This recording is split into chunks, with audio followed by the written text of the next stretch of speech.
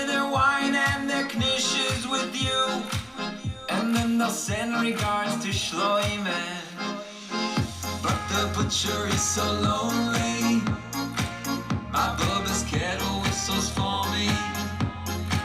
My shtetl Crown Heights is calling your name. I hear my shtetl, it's calling. But there ain't no highway back to Krenitz. And there ain't no train inside this ride.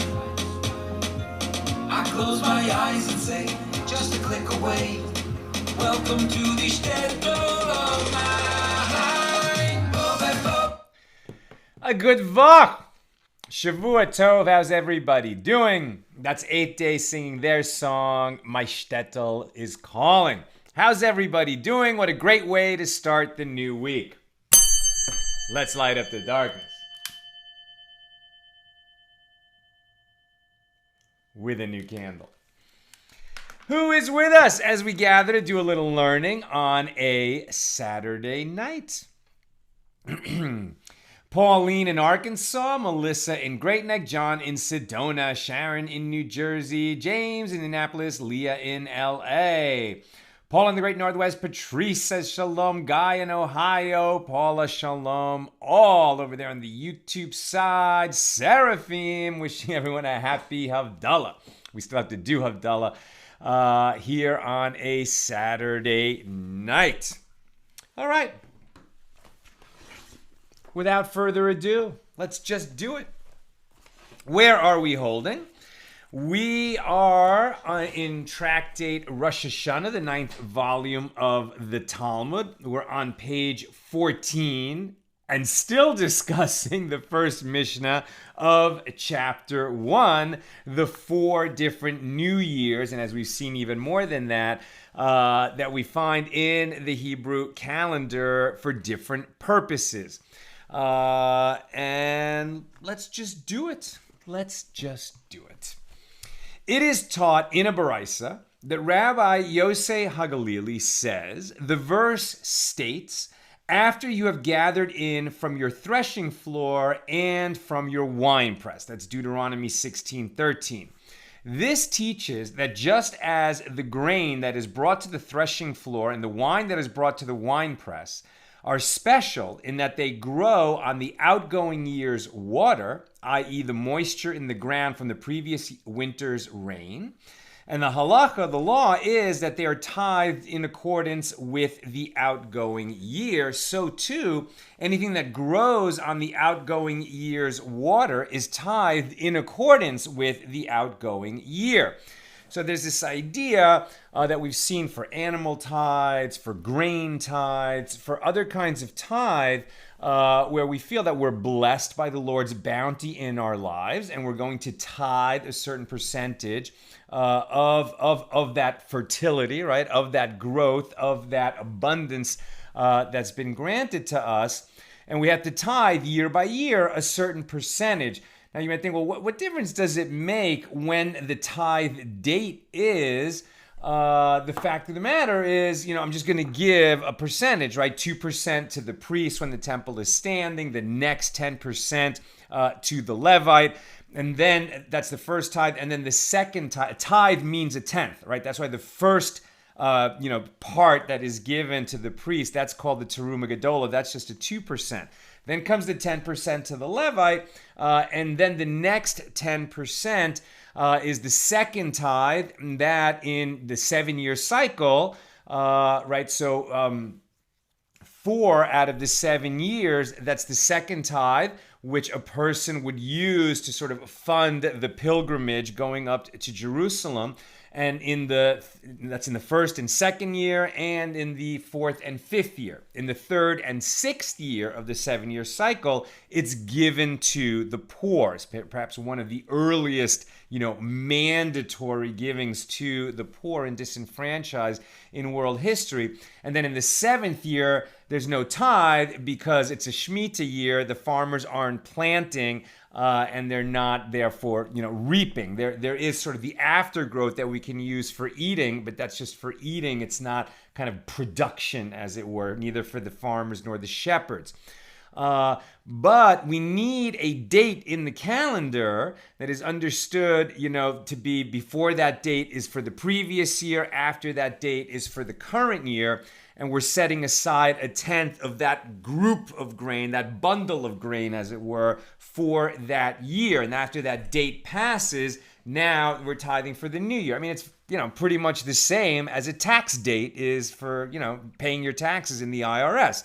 You pay your 2020 taxes, and then you pay your 2021 taxes, and there's a certain date. If you're a fiscal year, you're a calendar year filer, as it were, you're going to group all of the income either in 2020 or in 2021. So that's why we need this date.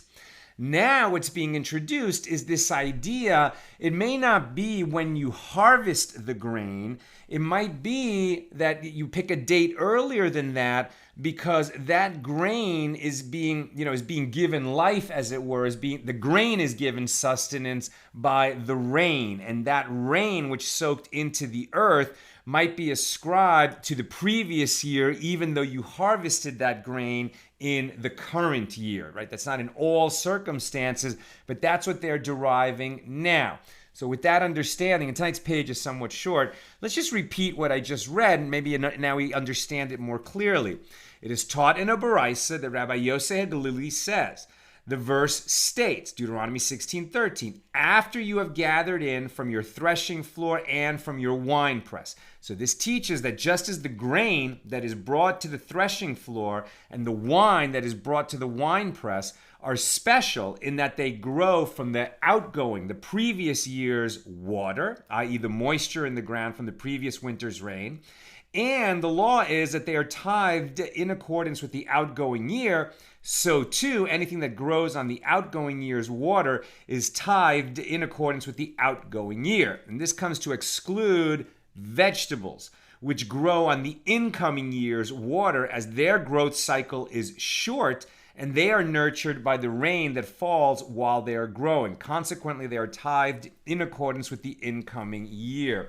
As I read this, I'm really struck by, most of us who are not farmers, we're just not in touch with the land the way that our ancestors were. And particularly in an arid place like the Holy Land, where they generally have a rainy season in the winter and then no rain the rest of the year, no substantial rain to speak of. And so that rain, and that's why we had those prayers for rain that we said on Shmini Atzeret, right? So as part of the Sukkot observance, we mentioned it on Hoshana Rabbah and again on Shmini Atzeret. We're really praying. We're saying that prayer that the rain will come in the rainy season. We'll also have the prayer for dew in the Passover holiday.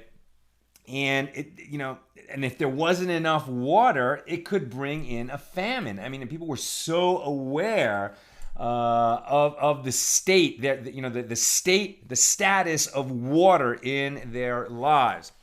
It's funny for me because I just happen to be reading the book Dune now. I'm excited about the movie that's coming out. I read this book, so many years ago in my youth, and I think I read it twice, maybe a couple years apart when I was very young, and not since then. So it's been at least 30 years since I read this book. And it's about life on a desert planet where water is just the absolute most precious thing. I was not kind of an educated Jew at the time I read this book the first time. It's amazing how well-versed the author, Frank Herbert, was in scripture. There's so many allusions to the life of the Holy Land, and the preciousness of water in the Holy Land, kind of transported to this desert planet that the locals call Dune, about 10,000 years in the future. I guess 8,000 years in the future. And it's a great book, highly recommended. And if you've been studying Talmud with us, you'll just recognize so many references to what our sages talk about in Frank Herbert's writing. At any rate, this idea that water is the life giver, that the moisture in the earth matters so much, and that our lives are so tied to our food, and our food is so tied to the moisture in the earth, and that the earth retains water.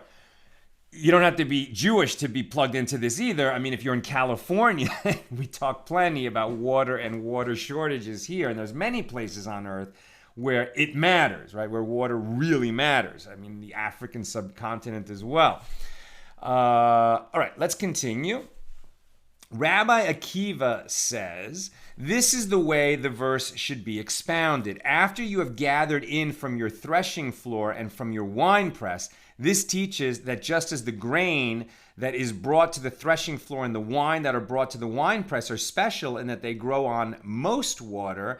In other words, rainfall is sufficient and they do not require irrigation. And the law is that they are tithed in accordance with the outgoing year, because the water that brought the grain to the point of harvest and the water that brought the grapes to the point of harvest where they could be turned into wine was last year's rainfall. And this is as opposed to vegetables, which have a much shorter growing cycle and require more in the Holy Land than what rainfall will provide. And so irrigation was also part of the life cycle of vegetables. And so it's really when they were picked, they're tithed in that year. But for grain and wine, right, you understand how the water that accumulated in the ground from the previous year's rainfall is going to be, so much more important than the time when they were picked, and why they might have a different date in the calendar as the new year for the grain, the new year for the wine, as opposed to the new year for vegetables. Okay, and Rabbi Akiva agrees this comes to exclude vegetables which grow on all water. They require irrigation as well. Consequently, they are tithed in accordance with the incoming year. We skip just a little bit. We're near the bottom of the A side of page 14. Our Mishna, the first Mishna of chapter 1, taught on the first of Shvat, right? So Shvat is a winter month, the month right before Adar. The Mishnah taught on the first of Shvat is the new year for the trees, or early spring, let's say, and is the new year for the trees according to the statement of Beis Shammai. I mean, it really is winter, this is going to be generally going to fall before March, and is the new year for the trees according to the statement of Beis Shammai. And the Gemara asks, what is the reason that the new year for trees was set on this date? And Rabbi Lazar said that Rabbi Oshaya said the reason is since by that time most of the year's rains have already fallen, right? In the Holy Land, most of the rain falls in the winter. Most of it has already fallen before the Hebrew month of Shvat. And most of the season, i.e. the winter, what they're calling the winter, is yet to come as it continues until the spring equinox, which usually occurs in Nisan. Okay, So first of all, the 4 seasons that we know is not exactly the seasons that they had, the way the sages understood it. Let's just read about that a little bit. I think it's right here. The Ran explains at length, and is also indicated in Tosafos, that since there is an allusion in the Torah that the new year for trees is not determined by Rosh Hashana, the sages established that the new year for trees depends on the time of the formation of their fruit. With regard to the reason for setting this date, some explain that it is the day by which most of the rainy season has passed. Accordingly, it may be suggested that the Tanaim, the rabbis of the Mishnah, disagree whether the rainy season should be counted from the 17th of Cheshvan until Nisan, Cheshvan, the month we're in now, until Nisan, the springtime month that contains Passover, or from Sukkot until Nisan, right? So Sukkot, which happens in Tishrei, the middle of Tishrei, until Nisan.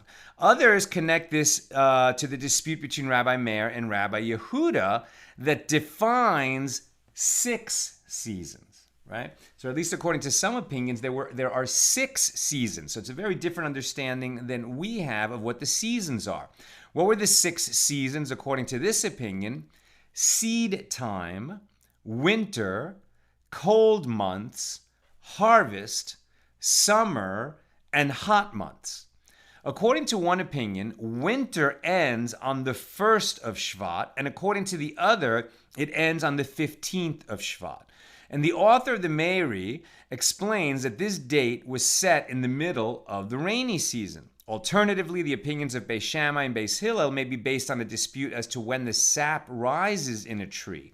Yet another explanation is that according to Beis Shammai, the beginning of a year cannot be in the middle of a calendar month, based on a midrash which exposits the words, the months of the year, in the Jerusalem Talmud. According to Beis Hillel, the reality is when the sap rises in the tree, defines the year for the tree regardless of the calendar date. And so that's why we're going to see that there's this dispute between Beis Shammai, who sets the new year for the trees on the 1st of Shvat, and Beis Hillel, which sets it on the 15th of Shvat. So the Mishnah taught on the 1st of Shvat is the new year for trees, according to the statement of Beis Shammai.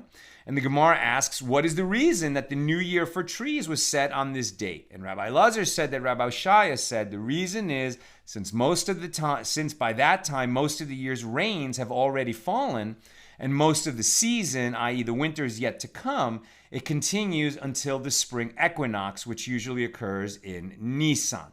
Right, what is an equinox, in case you're not familiar with the term?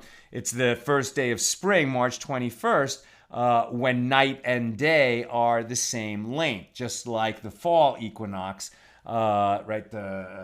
September 21st, when day and night are the same length. Then in the summer, the days are longer than the nights, and in the winter, the nights are longer than the days. And the Gemara asks, what is he saying? And the Gemara explains, this is what he said. Even though most of the winter season is yet to come, nevertheless, since most of the year's rains have already fallen, it is considered the end of the previous year of rain, and anything that grows from then on is considered the produce of the next year. The sages taught in a baraisa, there was once an incident. So this incident is going to be the last thing we're going to be talking about today. We're going to go into it in a little bit of detail. And so the idea of this incident is that Rabbi Akiva once picked an esrog, right? So an esrog is a citron. It's the fruit that's one of the 4 species that we wave at Sukkot.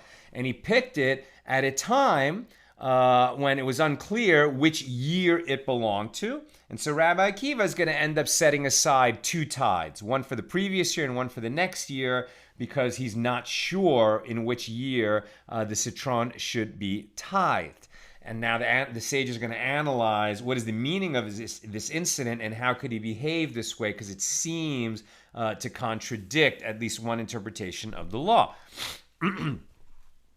So the sages taught in a baraisa, there was once an incident involving Rabbi Akiva, the great Rabbi Akiva, who picked an esrog on the 1st of Shvat, and he set aside 2 tithes. Now this occurred in the 2nd or the 5th year of the sabbatical cycle. In the 2nd and 5th year, one sets aside the 2nd tithe, whereas in the 3rd and 6th year, one sets aside the poor man's tithe. And Rabbi Akiva set aside both 2nd tithe and poor man's tithe because he was in doubt as to the law, which tithe this was. In other words, did he pick the fruit in the 2nd year of the Shemitah cycle or in the 3rd year? During the 2nd year, he would need a 2nd tithe. During the 3rd year, he would need a poor man's tithe, and he wasn't sure which year he picked this fruit in according to the new year of the trees. Now, one tithe was in accordance with the statement of Beis Shammai that the new year for trees is on the 1st of Shvat, the first day of Shvat, in which case it was already the 3rd or 6th year when one must set aside the poor man's tithe. And the other tithe that he set aside was in accordance with the statement of Beis Hillel, that the new year for trees is on the 15th of Shvat. So it was still the 2nd or 5th year when one must set aside a 2nd tithe. Now, right away, we ask, well, why didn't he know which one it was? According to Beis Shammai, it's the 1st of the month is the new year for the trees. According to Beis Hillel, it's the 15th of the month. And generally speaking, except with a very few exceptions, the law follows Beis Hillel. So why didn't Rabbi Akiva, who surely knew the law, he's one of the greatest sages of all time, just follow Beis Hillel, in which case he would know that this is the previous year's esrog, not the new year, since it was picked on the 1st of Shvat. That's an important question. Rabbi Yosef Bar Yehuda says, he did not act as he did in order to conform with the conflicting practices of both Beis Shammai and Beis Hillel. Rather, he acted as he did in order to conform with both of the conflicting practices of Rabban Gamliel and Rabbi Eliezer. So what was troubling him was not the debate, the dispute between Beis Shammai and Beis Hillel about which day is the first day, is the new year for the trees, whether it's the 1st of Shvat or the 15th of Shvat, but rather a different dispute between Rabban Gamliel and Rabbi Eliezer. As we learned in the Mishnah, the Esrog tree is like an ordinary tree in 3 ways and like a vegetable in 1 way. How so? It is like an ordinary tree in 3 ways. With regard to orla, meaning that the fruit of the first 3 years that a tree is growing may not be eaten or used in any way. It is set aside from use. In the 4th year, the fruits of the tree are taken to Jerusalem, like the second tithe, but all of the fruit of the 4th year. And then in the 5th year, and from then on, the tree has the normal, practices of any fruit tree in an orchard. That the first fruits of the year will go to Jerusalem for the gift of the Bikurim, but other than that, it belongs to the farmer, except for the tithes that he has to set aside. So an esrog tree is treated like any fruit tree with regard to the principle of orla, the growth of the first 3 years, and with regard to 4th year produce, which I just mentioned, and with regard to the sabbatical year, the 7th year in the 7-year Shemitah cycle, that the year is determined by the time of the formation of its fruit, right? And so that's why, at the time that the fruit is formed, you'll know whether it belongs to the 6th year, and it may be eaten and it may be sold and used for commerce. And in the 7th year, perhaps it can be eaten, but it can't be sold, right? So during the sabbatical year, all kinds of laws kick in. And so the esrog tree is going to be treated like any fruit tree with respect to orla, 4th year produce, and the sabbatical year. But the esrog is like a vegetable in 1 way, which is that its tithe year follows the time of the picking of its fruit. This is the statement of Rabban Gamliel as opposed to the formation of its fruit. And Rabbi Eliezer says the esrog is like a fruit of a tree with regard to all matters. And so its tithe year also follows the time of the formation of its fruit rather than when it's actually picked off the tree. Since Rabbi Akiva was in doubt whether the law is ruled in accordance with the opinion of Rabban Gamliel or Rabbi Eliezer, he set aside 2 tithes in order to follow both of their opinions. Now the Gemara, and I'm almost done, so get your questions in. The Gemara questions Rabbi Akiva's conduct. But do we adopt the respective stringencies of 2 authorities who disagree on a series of issues? Isn't it taught in a baraisa, the law, the halacha, is always in accordance with the statement of Beis Hillel, but one who wishes to act in accordance with the statement of Beis Shammai may do so, and one who wishes to act in accordance with the statement of Beis Hillel may do so. If he adopts both, what is going on here? I don't know why Facebook said it's ended. I hope there's not a problem, but I'm just going to continue. And if he adopts both the stringencies of Beis Shammai and the stringencies, So you can either follow Beis Hillel or Beis Shammai. The law follows Beis Hillel, but if a person wants to follow the law according to Beis Shammai, he may do so. But what you don't do is mix and match laws from Beis Hillel and from Beis Shammai. Where am I? He's a wicked. So if you follow both the leniencies of Beis Shammai and the leniencies of Beis Hillel, right, you're picking and choosing laws that make it easy for you, then you're a wicked person. But if he adopts both the stringencies of Beis Shammai and the stringencies of Beis Hillel, with regard to him, the verse states, the fool walks in darkness. You should pick, are you following Beis Hillel or Beis Shammai? If you follow the stringencies, the difficult aspects of both, because you want to be more stringent on yourself, you're just being foolish. That's not the way you should be applying the law in your life.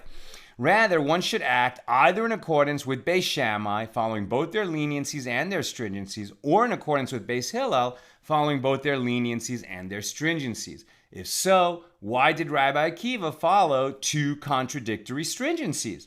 And the Gemara answers, Rabbi Akiva wished to act in accordance with the opinion of Beis Hillel, but he was in doubt about his tradition and did not know whether Beis Hillel said that the new year for the trees is on the 1st of Shvat, or whether they said it is on the 15th of Shvat, and so he set aside 2 tides in order to conform with both possibilities. He knew that you don't act in accordance with the stringencies of both Beis Hillel and Beis Shammai. He just wasn't sure what Beis Hillel had said, and so just to cover his bases, he set aside 2 tides. Okay, let's go to questions and comments. Okay. I don't know that there are questions or comments. Nina's not passing me any. Okay. I guess there's no questions or comments. Wait, she's typing. No questions. Okay, that's it. So with God's help, we'll be together again tomorrow night, Sunday, at the regular time, 6 p.m. Pacific. It's been great starting the week right, learning with you on a Saturday night. It's not so bad to have a short show now and then. Look forward to learning with you again tomorrow, 6 p.m. Pacific. All the best.